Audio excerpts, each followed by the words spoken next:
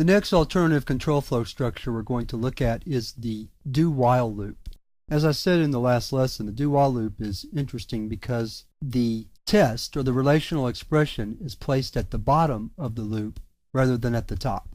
Here's how the syntax of the do loop works. You have the keyword do, and you open up your body, then you have your set of statements, however many that is, whatever it involves, then you close the body, and then you have the keyword while followed by a relational expression. Let's close that out.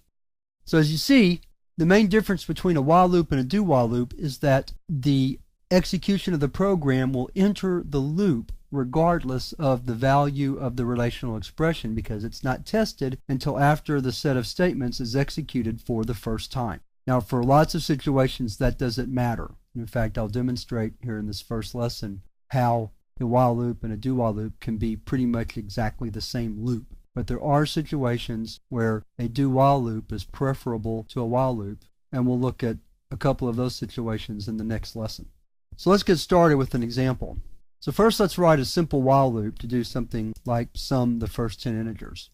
So we need a variable for number, we need a variable for the sum, and then we're going to say while number is less than or equal to 10, sum plus equal number plus plus number, close out the loop, write out the result, and there we go.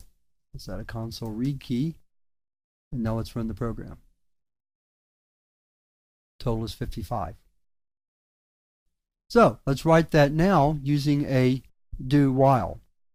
Set our variables back to their initial values, and then do sum plus equal number plus plus number, close the body, while number is less than or equal to 10. And let's steal this console write line. And now let's run the program. Exact same result.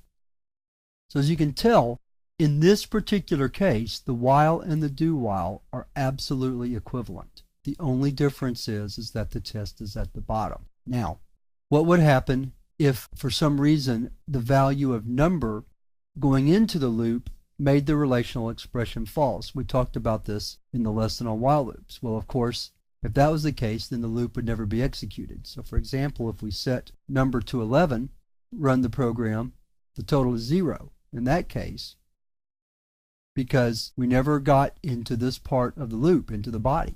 Now, let's do the same thing in our second example with the do while loop and watch what happens. So why was the total 11?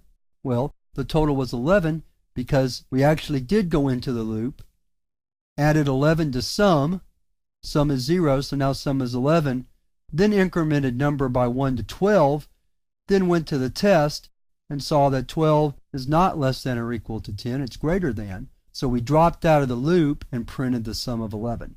So that's the downside to using a do-while loop for a problem like this.